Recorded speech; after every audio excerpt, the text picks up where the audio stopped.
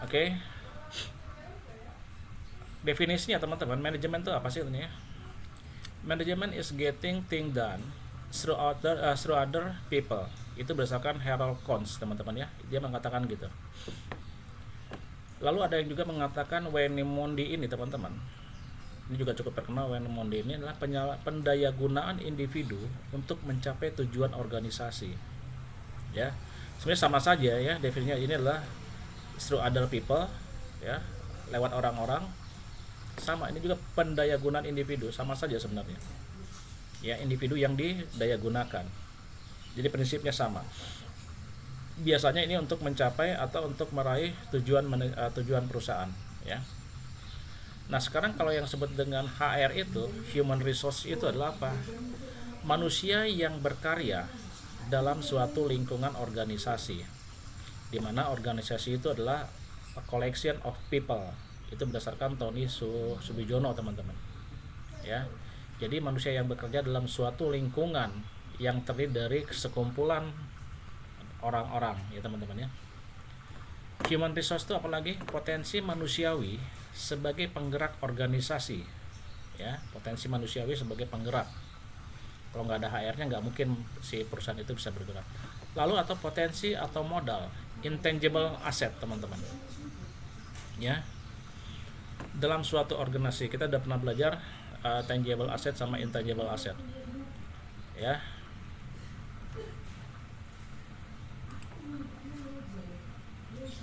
Apa yang maksud dengan HR ini teman-teman ya? HRM ini adalah apa? Man dan woman, man or woman ya, yang bekerja ya di dalam suatu manajemen, di mana manajemen ini untuk merubah ya, for change di sini ya. Merubah apa? Dari man or woman menjadi human teman-teman. Ya, dikatakan di situ bagaimana man or woman dirubah oleh manajemen menjadi seorang human ya, bukan lagi man sama woman. Dikatakan teman-teman, man or woman itu not same human, atau tidak sama teman-teman. Man atau woman itu tidak sama dengan human. Kalau dikatakan human di dalam arti manajemen ya, saya tidak tahu kalau dalam arti yang lain ya teman-teman. Human itu adalah selalu hal yang baik, merubah kepada sesuatu hal yang baik. Sesuatu hal yang baik itu apa? Dia mempunyai value of life ya, mempunyai nilai-nilai hidup ya. Makanya sekarang beberapa perusahaan mempunyai core of value. Nilai-nilai utamanya apa? Nilai-nilai utama itu adalah yang berhubungan dengan human teman-teman. Sekarang perusahaan bergerak ke arah situ, membentuk sebuah core value, nilai-nilai utama, di mana nilai-nilai utama itu bukan bagaimana berbicara tentang man, bukan berbicara tentang woman, tapi berbicara tentang human ya. Nah itu contohnya apa? Value of life-nya misalnya adalah kejujuran ya teman ya. Nah ini biasanya yang dibentuk oleh sebuah perusahaan dengan membentuk yang namanya core value. Bagaimana karyawan saya, anak buah saya mempunyai nilai-nilai kejujuran, nilai-nilai empati, nilai-nilai kerjasama ya. Bukan hanya membentuk mereka sebagai robot, memproduksi ini, mengerjakan ini, tidak teman-teman.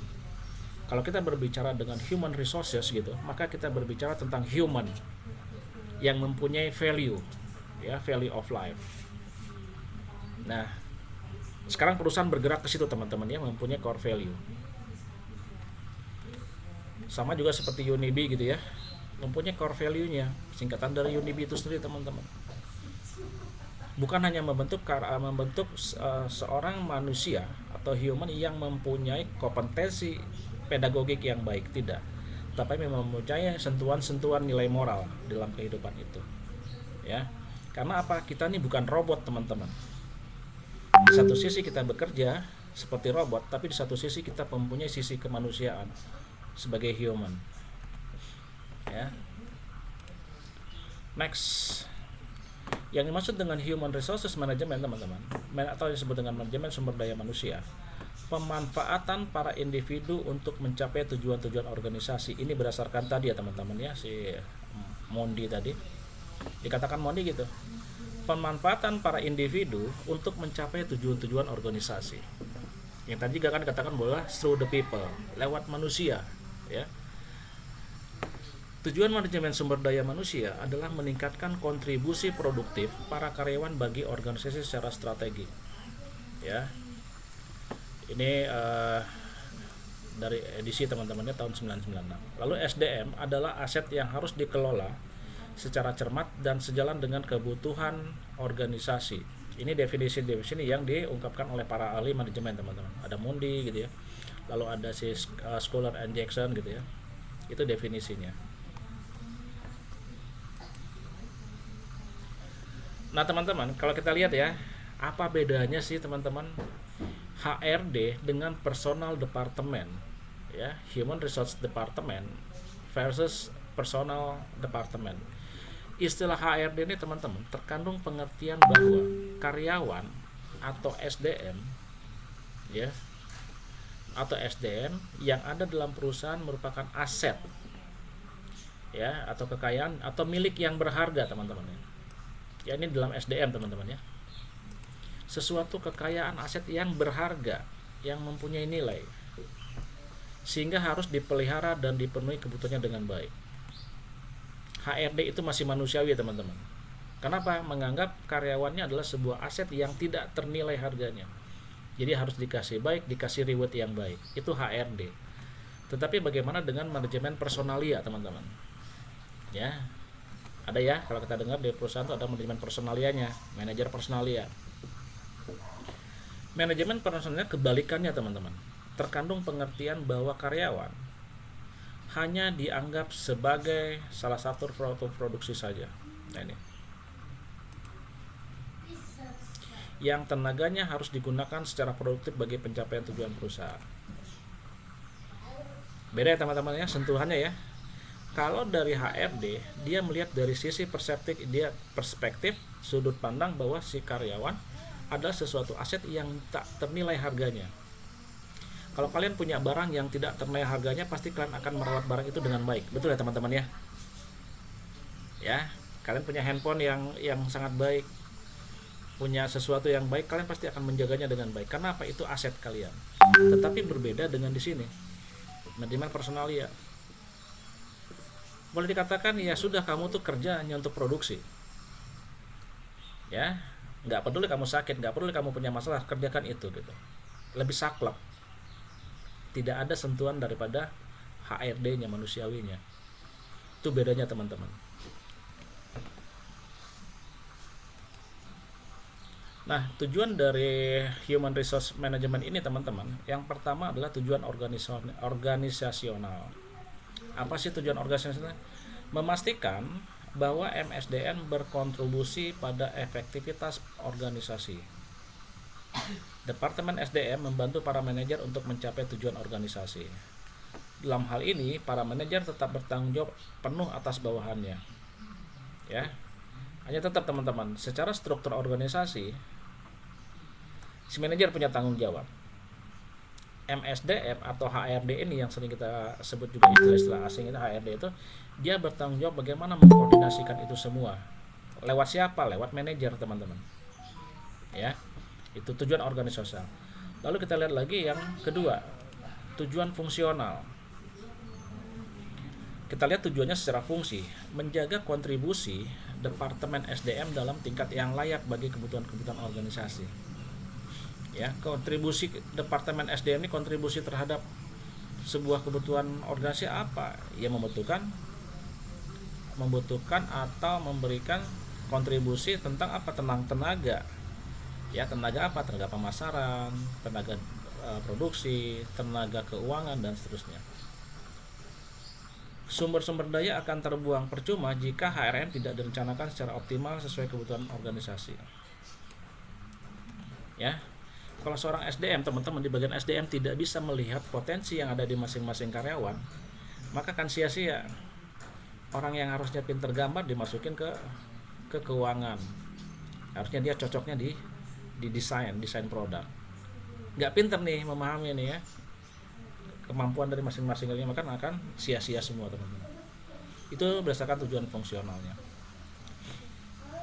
Next, kita lihat tujuan kemasyarakatan. Dikatakan bersikap etis dan bertanggung jawab sosial terhadap kebutuhan-kebutuhan dan tantangan masyarakat, sembari meminimalkan dampak negatif tuntutan-tuntutan tersebut bagi organisasi. Ya, artinya apa? Ini ada berhubungan dengan MSDM tentang ke pihak eksternal teman-teman. Ya, apa yang menjadi tujuan kemasyarakatannya, apa yang menjadi tuntutan masyarakat di situ harus bisa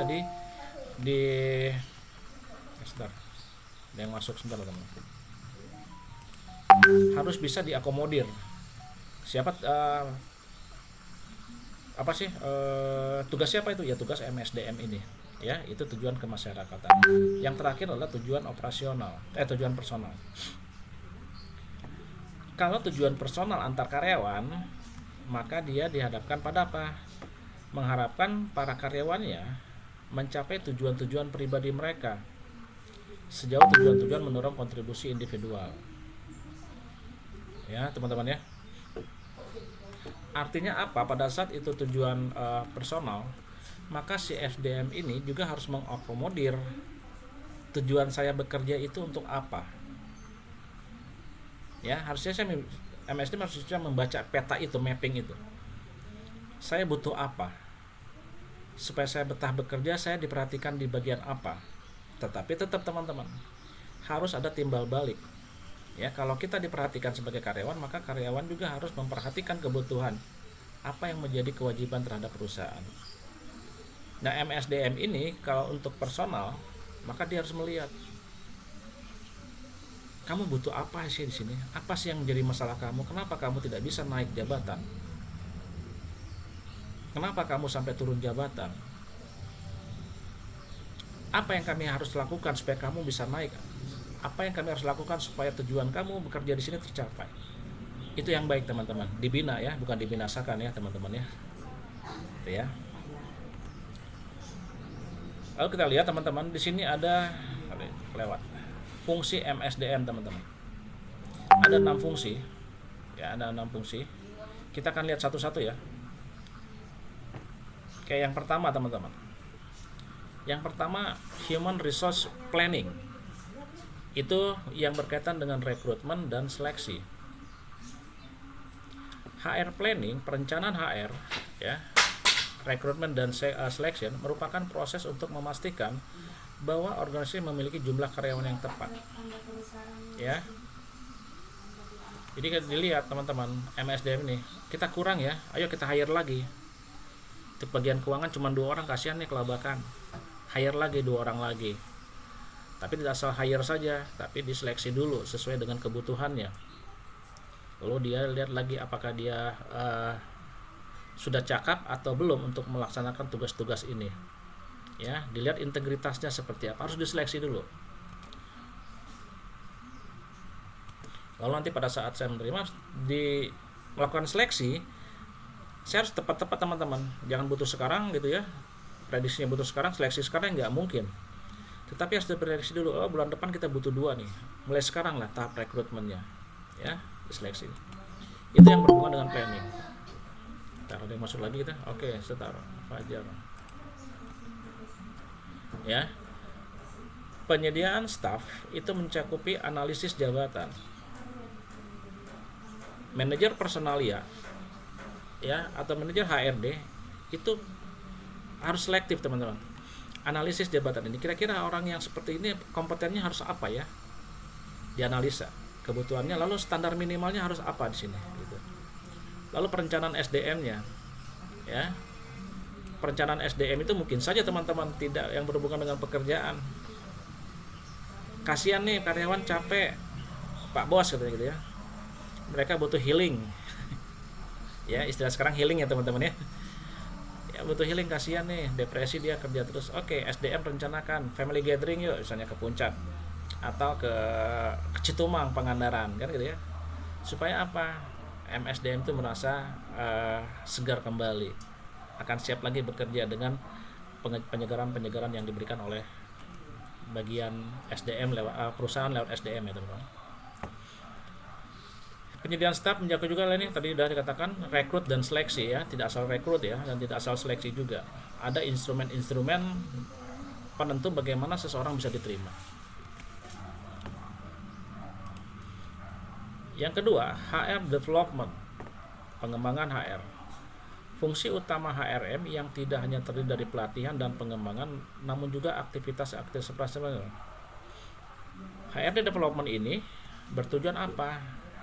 Mengembangkan potensi yang ada di sumber daya manusia, teman-teman.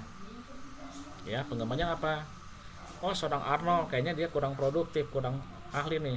Oke, Arnold dikirim ke pelatihan. Ya, bagaimana saya pelatihan ISO misalnya 9001. Oh, seorang Irsa, dia kompetennya di keuangan, saya akan berikan pelatihan perpajakan. Seperti gitu, teman-teman.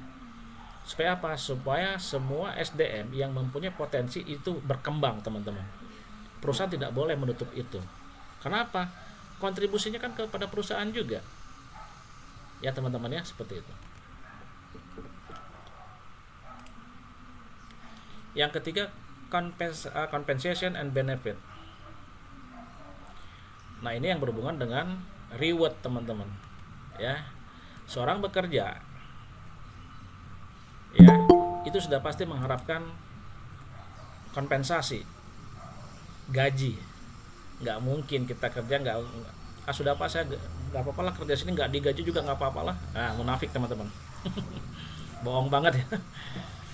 Oke, kadang-kadang kita bilang, Pak, gaji di sini berapa? Sekian, misalnya 10 juta. Boleh nggak 12 juta? Pertimbangannya ini nih. Semua orang yang bekerja pada tujuannya adalah benefit, teman-teman. Keuntungan. Nah, di dalam kompensasi ini atau benefit ini dan benefit ini ada yang disebut dengan kompensasi finansial langsung. Itu gaji pokoknya, teman-teman. Kayak gaji pokok kamu bekerja di sini, gaji pokoknya kamu 5 juta. Ya, itu yang disebut dengan kompensasi finansial langsung. Yang tidak langsungnya seperti apa? Oke, kalau kinerja kamu bagus, maka ada tunjangan prestasi.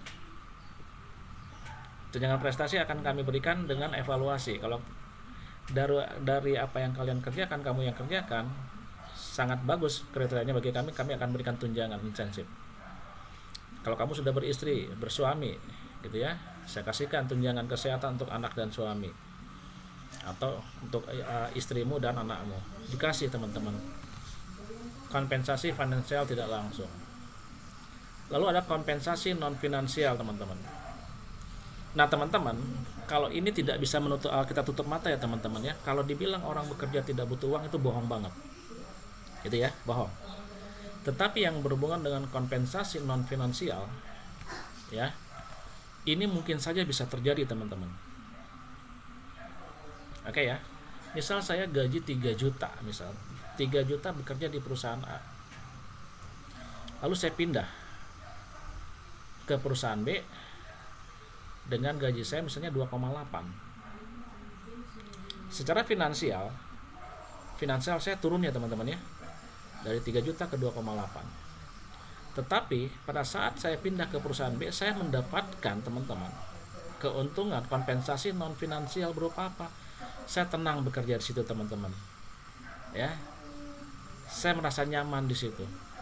Tetapi dengan saya bekerja di perusahaan A, gaji 3 juta misalnya, hidup saya nggak tenang, ngapain gitu.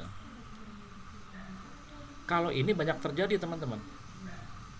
Bekerja dengan rate income yang lebih kecil, tapi dia pindah, itu ada sesuatu yang dia pasti tidak nyaman di tempat sebelumnya, teman-teman. Ngapain lah saya gaji 20 juta di situ, tapi saya tekanan, saya nggak punya family time gitu ya, saya nggak punya me time, kayak robot saya di situ.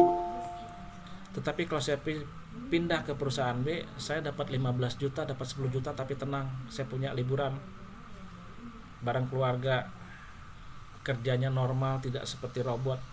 Itu mungkin bisa terjadi, teman-teman. Tapi kalau dibilang kerja nggak butuh uang, tuh bohong banget. Ya, bohong banget. Oke, seperti itu ya. Ada kompensasi finansial langsung, tidak langsung, sama kompensasi non finansial ya. Lalu yang keempat, fungsi dari MSDM adalah safety, keamanan teman-teman.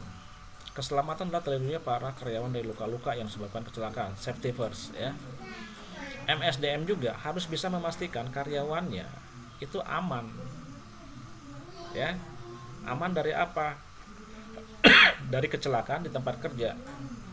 Harus bisa memberikan rasa keamanan tentang K3. K3 tahu teman-teman? Ada yang tahu tentang K3 di sebuah perusahaan atau di sebuah lembaga? K3 ada nggak? K3 itu adalah kesehatan dan keselamatan kerja teman-teman ya. Orang masuk proyek harus pakai helm proyek gitu ya. Ini pokoknya itu mengutamakan kesehatan. Bagaimana nanti MSDM mengatur keselamatan itu ya? Oke, dikasih masukin ke BPJS wajib ya. Lalu dia kalau ada apa-apa langsung cepat diantar ke rumah sakit, apapun tanggung jawab, misalnya sampai menyebabkan kematian, coba bagaimana menyelamatkan anak-anaknya ya. Apakah dikasih kompensasi untuk sekolah dari perusahaan? Harusnya seperti itu teman-teman, kalau misalnya perusahaannya sudah besar ya. Itu yang disebut dengan safety. Lalu yang berikutnya, yang kelima adalah employee and labor relation teman. Ini bagaimana suatu perusahaan secara hukum harus mengakui adanya serikat pekerja. Teman-teman, kalau kalian ingat ada demo buruh ya teman-teman ya. Ini yang termasuk dengan employee and relation teman-teman. Relasi buruh, relasi pekerja. Demo, si buruh itu demo teman-teman, itu yang organisasi siapa? Organisasi buruh. Apakah di dalam perusahaan? Tidak teman-teman, tapi itu di luar perusahaan ya. Si perusahaan harus terikat, harus mengikatkan diri yang namanya ada serikat pekerja. Supaya apa? Si pekerja ikut dalam organisasi serikat pekerja supaya dia tahu hak dan kewajiban di dalam perusahaan. Jadi alat membantu juga untuk perusahaan bagaimana si karyawan ini benar-benar dia tahu kewajibannya di perusahaan seperti apa. Maka dia ikut dalam serikat pekerja SPSI teman-teman ya. Kalau pernah dengar serikat pekerja seluruh Indonesia, itu adalah relasi perusahaan dengan serikat pekerja teman-teman. Itu yang disebut dengan employee and labor relation.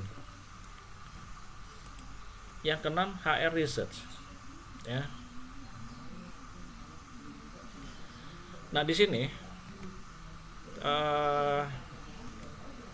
fungsinya adalah melakukan penelitian kenapa seorang Itza nggak produktif lagi, kenapa sekarang banyak melamun, bagaimana dia kok sekarang grafiknya turun, kenapa Arnold ini nggak masuk terus kerjaannya, jangan tiba-tiba langsung punishment saja, PHK ya. Seharusnya dia bisa melakukan penelitian kenapa seorang Itza, kenapa Arnold kerjanya grafiknya menurun, diteliti. Oh ternyata Arnold tuh nggak cocok di situ ya kerjanya. Oh Irsa tuh nggak cocok di keuangan, pindahkan coba ya. Jangan tiba-tiba langsung suruh perusahaan pecat gitu, PHK. Harusnya nggak boleh gitu, diteliti loh kenapa dia seperti itu ya. Irsa nggak suka nih di bagian keuangan, males banget dengan akuntansi misalnya gitu ya. Akhirnya dia merasa tertekan dengan pekerjaan itu, akhirnya nggak maksimal. Akhirnya MSDM harusnya melihat, menganalisa itu. Oke, coba kita Irsa masukin ke desain produksi ya. Ternyata Irsa berkembang di situ. Ternyata adalah kemampuan dia untuk mendesain sebuah produk itu sangat tinggi dibanding dia bekerja di akuntansi. Itu yang dilakukan penelitian teman-teman. Ya, jangan hanya tiba-tiba, Irsa kamu nggak bagus lagi kerjanya, nih tangan surat PHK, nggak boleh gitu ya. Nggak manusiawi teman-teman. Tapi bagaimana HRD itu bisa melihat itu, bagaimana membaca, menganalisa kenapa seorang karyawan bisa turun, bagaimana si karyawan tidak berkembang. Seharusnya seperti itu. Oke, sekarang kita masuk tadi teman-temannya, yang tadi adalah tentang HR. Sekarang tentang masuk yang namanya time management teman-teman ya, manajemen waktu.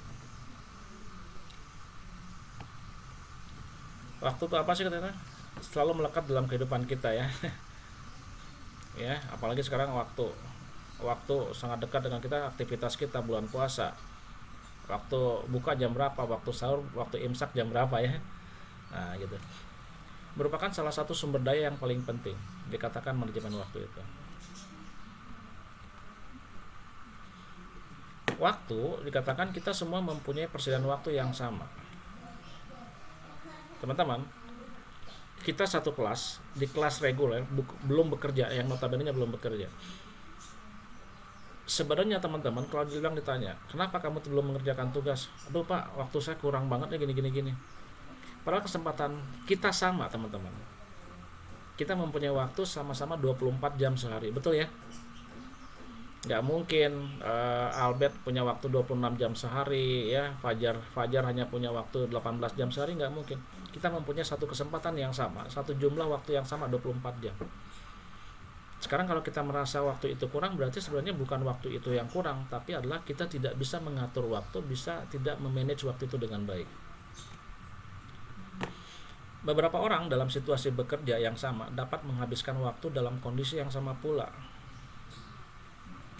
Waktu yang dikerjakan sama 2 jam tapi prestasinya berbeda. Aneh kan? Sebenarnya nggak aneh.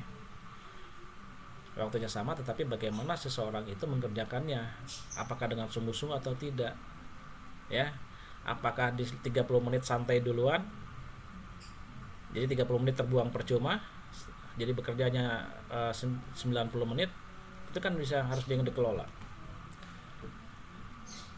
Waktu yang lewat tidak bisa kembali lagi teman-teman ya. Saya tidak bisa mengulang apa yang sudah saya lewati teman-teman ya. Dikatakan saya sudah telat nih mengumpulkan apa misalnya UTS, ya nggak bisa diulang lagi ya. Kalaupun ada ulang itu adalah kebaikan hati sang pengajar gitu. Umumnya waktu digunakan pada pekerjaan yang disenangi semata, betul ya teman-teman ya. Kita akan senang menggunakan waktu di waktu yang atau di kegiatan yang kita senangi ya. Main game, pegang handphone, media sosial, biasanya kita lupa waktu. Tapi kita tidak pernah lupa waktu, dikatakan lupa waktu yang hubungannya apa, yang bersifat positif. Ibadah kita nggak pernah dikatakan lupa waktu ibadah ya. Kadang-kadang malas gitu ya, waktunya sholat, misalnya sholat subuh, duh kayak lah sekedap duit tunduh kene gitu ya. Tapi pada saat kita bangun, apa yang kita cari adalah pertama adalah handphone, kemungkinan seperti itu. Jadi kita banyak menghabiskan waktu untuk waktu-waktu yang kita senangi saja, kegiatan yang kita senangi, sampai lupa waktu, akhirnya kurang waktu katanya. Oke.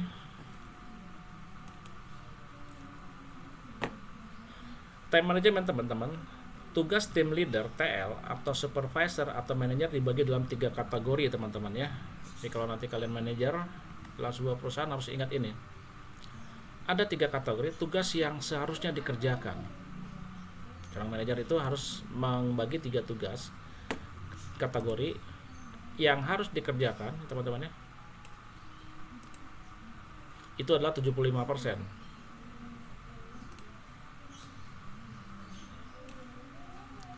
Kayak gitu kan, harus ya.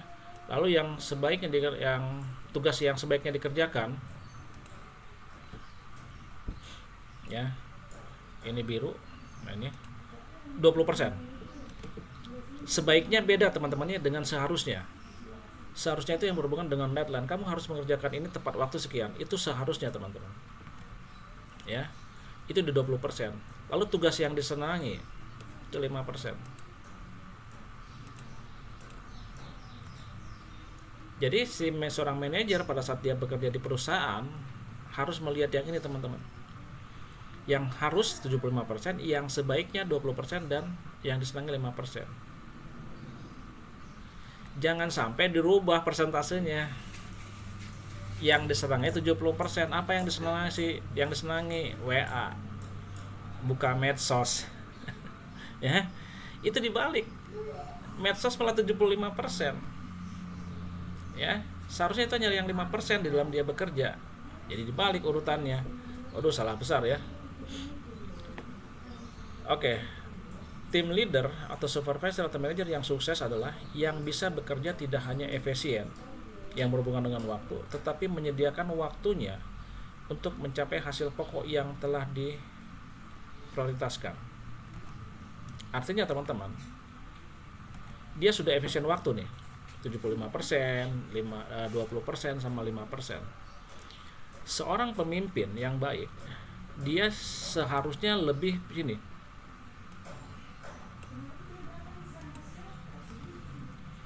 menyediakan waktunya.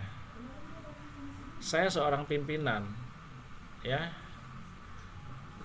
saya harus menyediakan waktu saya untuk anak buah saya, menerima apa sih yang menjadi masalah kamu. Seharusnya itu teman-teman, ya, menyediakan waktunya. Yang seharusnya ada waktu 5% untuk saya menggunakan untuk waktu yang saya senangi, coba saya berbagi untuk sesuatu kepada yang hal yang lain yang berhubungan dengan pekerjaan saya. Nah itu teman-teman.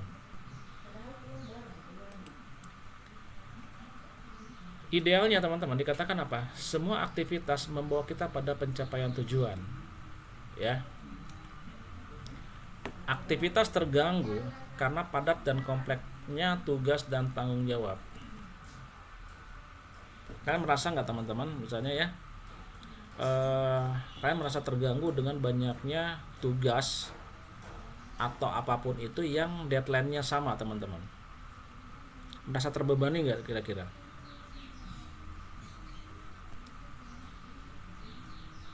Lumayan Pak. Ya, Albert ya, merasa kita, aduh, waktunya kok mepet banget gitu, kayaknya nggak cukup waktu ini. Nah itu yang dikatakan tadi teman-teman.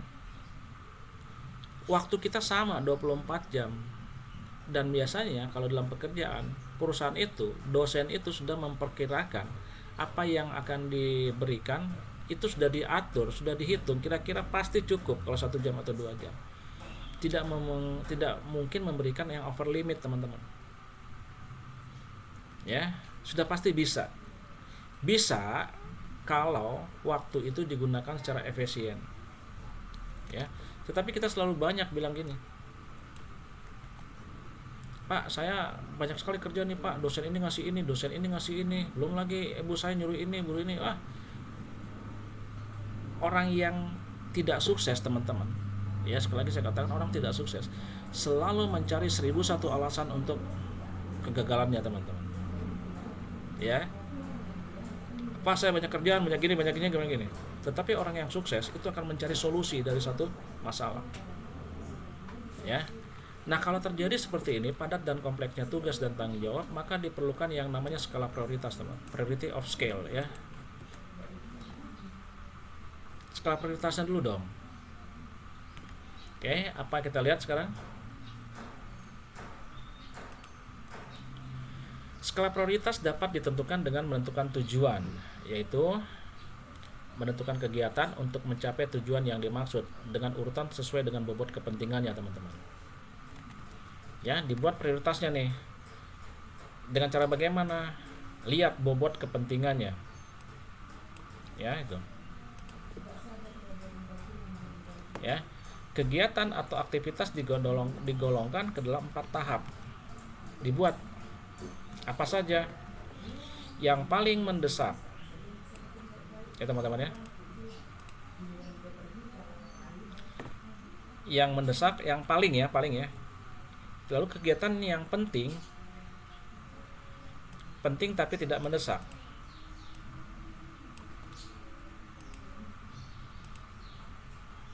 Merah itu, lalu ini. Kegiatan yang mendesak tapi tidak penting. Ya, lihat ya. Nah, teman-teman. Lalu kegiatan yang tidak penting dan tidak mendesak.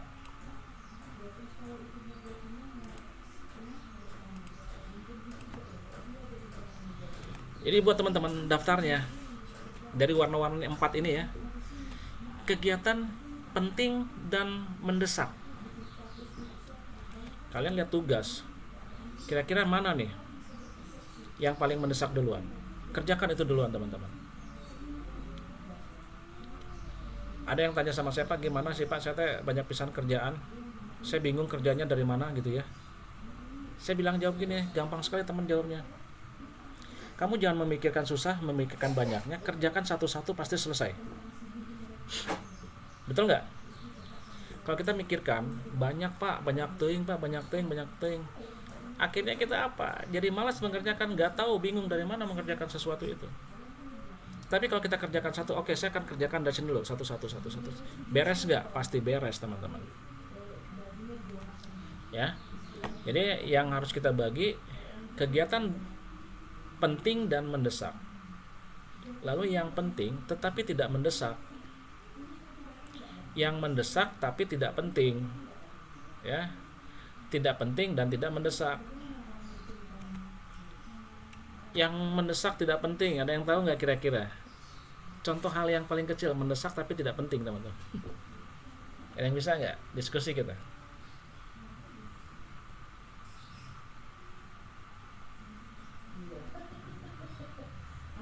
Siapa yang bisa jawab? Mendesak tapi tidak begitu penting, teman-teman.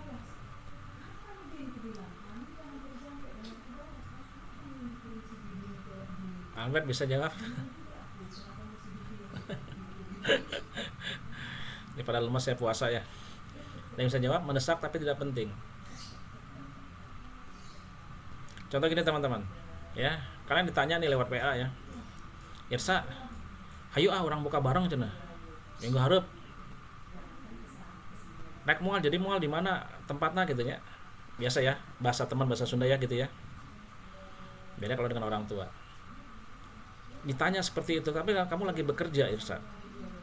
Itu kan mendesak juga untuk kamu jawab ya. Tapi itu nggak penting banget gitu untuk saat ini. Iya kan? Ini bertanya, ada yang bertanya, sejogjanya secara sikap sopan santun kita harus menjawab. Tapi lihat ini penting nggak gitu loh. Apalagi masih minggu depan. Oke, kita pending dulu lah sebentar. Nanti kalau ada lagi waktu santai kita jawab. Itu teman-teman. Ada sesuatu hal yang menjadi skala prioritas. Malah gitu ya. Atau bisa dijawab dulu. Oke, nanti kita diskusi. Cukup sampai di situ. Itu mendesak tapi tidak penting. Yang tidak penting dan tidak mendesak. Gitu ya.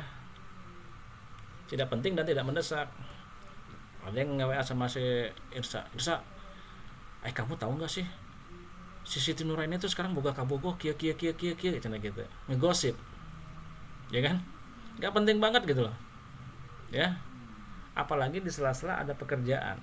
Ada sesuatu yang harus kita kerjakan, nggak penting banget kan ya. Untuk apa dibahas sekarang? Itu boleh dibahas, itu ngobrol, tapi pada saat waktu yang tepat, yang santai, kita nggak diburu-buru oleh suatu pekerjaan. Jadi harus dilihat skala prioritasnya mana nih yang sangat penting dan harus didahulukan. Gitu ya. Lihat dari 4 golongan ini teman-teman. Ada penting tidak mendesak, penting tapi tidak mendesak, mendesak tapi tidak penting tapi tidak mendesak. Ini harus bisa kita lihat apa yang menjadi indikatornya yang penting dan mendesak, gitu ya. Jadi tiba-tiba kamu lagi bekerja sesuatu atau lagi di kampus, tiba-tiba Jilan, orang tua kamu telepon, bisa pulang sekarang, cepat ya sekarang juga sama kamu. Ini butuh, misalnya mohon maaf, misalnya ada butuh, kita harus berangkat ke sana. Ada yang lagi sakit gini. Itu kan penting ya teman-teman ya. Mendesak dan penting. Di mana orang tua kamu mengharapkan kamu untuk misalnya mengantarnya seperti itu. Itu mendesak dan penting, bukan untuk sesuatu yang main-main. Oke, nah itu bisa jadikan sesuatu yang mendesak teman-teman dan penting. Tuh ya. Banyak hal-hal yang bisa kita jadikan contoh untuk 4 hal ini. Nah, susun urutan prioritas dan membagi pekerjaan menjadi 4 kelompok tadi teman-teman ya. Pekerjaan yang harus berarti yang ini teman-teman. Yang harus itu adalah penting dan mendesak.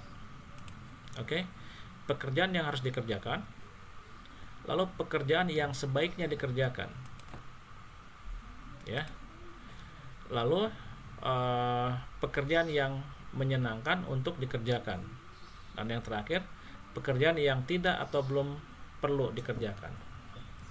Lihat, dibuat dari susunan prioritas tadi, dibuat kelompoknya ini ya.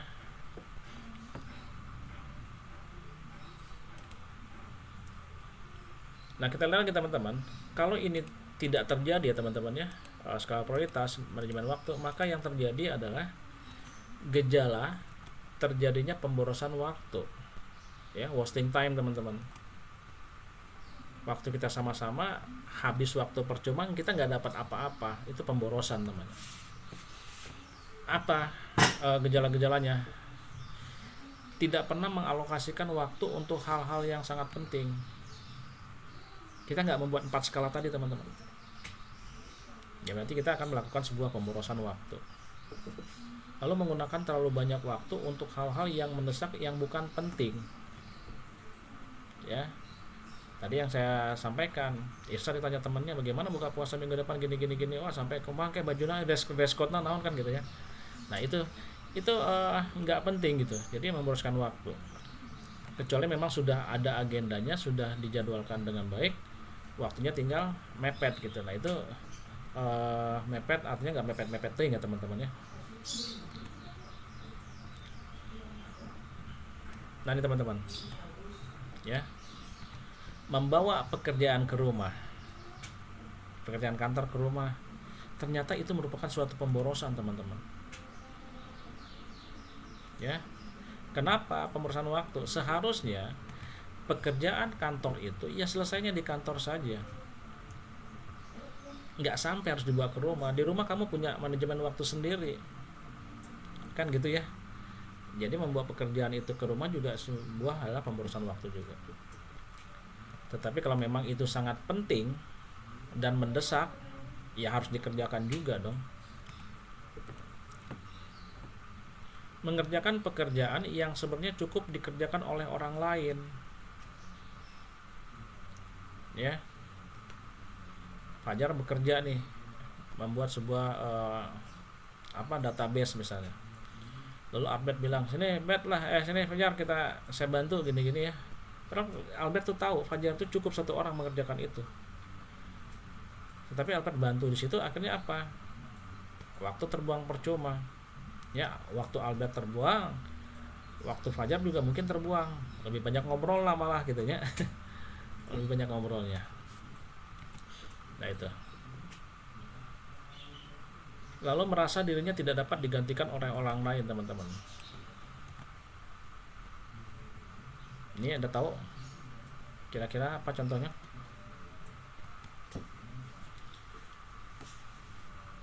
Ya, Fajar merasa dirinya dia mengerjakan database, hanya dia yang mampu mengerjakan itu. Tetapi pada saat dia punya sesuatu pekerjaan yang lebih urgent lagi, yang lebih penting lagi, dia harusnya bisa mengerjakan itu, tetapi ini nggak bisa ditinggal. Oke, Fajar bilang sama Albert, "Bet, punten lah Bet, ini kerjaan ini sebentar dikit lagi saya ada pekerjaan yang penting harus saya kerjakan." Seharusnya dia bisa bekerja paralel dengan meminta bantuan Albert, misal ya. Lalu ternyata Fajar bilang gini, dia merasa orang lain tuh nggak bisa mengerjakan apa yang dia kerjakan. Itu juga pemborosan waktu teman-teman. Seharusnya Fajar bisa melakukan yang B, dia kekeh di A karena menganggap bahwa dirinya hanya yang bisa mengerjakan itu. Tetapi pada saat dia butuh, harusnya dia minta bantuan Albert untuk mengerjakan itu. Akhirnya pekerjaan Fajar juga yang penting tadi bisa terselesaikan. Lalu Sukar mengatakan tidak, ya. Sukar mengatakan tidak, membiarkan orang lain yang mengatur waktu kita. Lia katanya, "Lia, ayo nonton yuk," misalnya diajak Siti Nuraini ya gitu. Sulit mengatakan tidak. Padahal dengan ajak nonton gitu ya, ada pekerjaan yang lebih penting, akhirnya waktu terbuang percuma. Tapi kita sulit mengatakan tidak atau gitu ya. Nah itu juga teman-teman ya, membiarkan orang lain yang mengatur kita, bilangnya udahlah nanti aja kerjaan itu mah gitu. Seharusnya kita bisa bilang tidak, nanti saya kerjakan ini dulu. Lalu teman-teman ini sering merasa stres dan terburu-buru. Ini sifat manusiawi ya teman-teman ya. Dikumpulkan jam 1 siang, ternyata sampai jam 12 kalian belum mengerjakan apa-apa. Mulai stres tingkat tinggi, kudu kumaha aduh gini. Akhirnya minta jawaban teman atau minta bantuan teman. "Cing, kamu atulah kirim lah gini ya." Kenapa? Sudah buru-buru dan stres. Kekejar nggak di jam 1 kan gitu ya. Nah ini penyakit teman-teman nih. Ya, jarang menyelesaikan tepat waktu. Satu hal lagi teman-teman yang memboroskan waktu kira-kira gini. Biasanya teman-teman ya, kalau orang misalnya ada kumpul-kumpul sesuatu, rapat gitu ya, kumpul jam 1. Yang dipakai apa? Yang jam karet ya, bukan jam besi. Jam 1. Mbak Ella ada biasanya kayak ngaret. Saya datang 1:30 ya.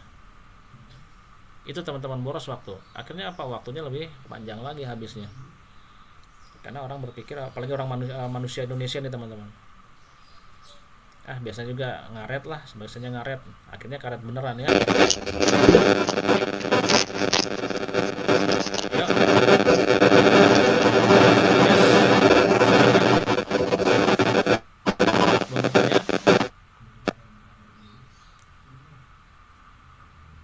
Sanjas bangkit mau bertanya tadi, raise hand.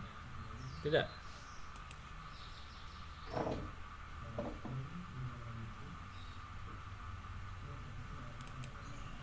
Oke, enggak ada ya.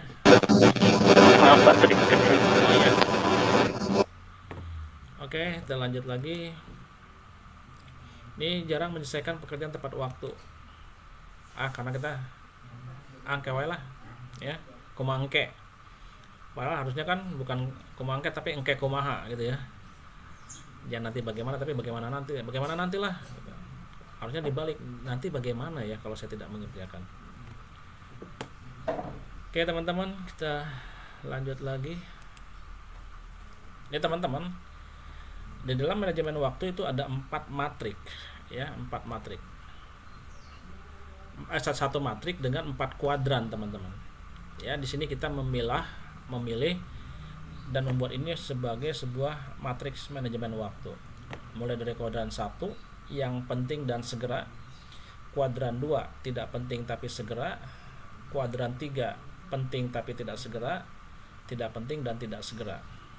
Ya teman-teman ya. Ini harus kita buat, kita pilah-pilah nih. Masukin kuadran satunya yang mana, kuadran 2. Dalam manajemen waktu teman-teman. Kita tahu ini tapi biasanya kita jarang lakukan ini teman-teman. Ya, jarang membuat ini. Skala prioritasnya di kuadran 1 apa? Penting dan segera. Untuk contohnya adalah kegiatan yang memerlukan pemecahan masalah. Ya. Contohnya lagi adalah pertemuan segera dengan deadline. Ini adalah penting dan segera teman-teman. Ya, lalu yang kedua adalah di kuadran 2. Tidak penting tapi segera, menjawab telepon. Ya. Kita belum tahu itu penting atau tidak, ada yang telepon. Nah, tapi kan harus dijawab ya teman-teman ya. Nah, itu menjawab telepon itu adalah tidak penting tapi segera. Mengecek email. Ya. Lalu adalah contohnya menyetujui interupsi seperti memberikan info atau bantuan. Lalu yang kuadran 3, penting tapi tidak segera. Membaca buku yang berkaitan dengan prioritas saat ini. Penting sih gitu ya, tapi tidak harus segera dilakukan. Menyiapkan kegiatan. Ya. Meluangkan waktu dengan teman atau keluarga. Penting nggak? Ya penting. Tapi kalau kalian lagi bekerja dengan deadline ya itu jangan dilakukan dulu. Ya. Bisa di reschedule lagi, saya harus butuh dengan teman, butuh dengan keluarga, itu bisa di reschedule. Yang kuadran 4 tidak penting dan tidak segera ya, khawatir atau marah itu nggak penting teman-teman. Melihat TV pada waktu istirahat ya, mengoperasikan internet bukan untuk alasan tertentu, itu tidak penting dan tidak segera, tapi boleh dilakukan ya boleh ya, tetapi setelah kuadran 1, 2, 3 terlewati ya silakan saja. Kan tadi dikatakan boleh melakukan sesuatu dengan yang bersifat adalah untuk kesenangan. Itu boleh. Oke, sampai di sini teman-teman.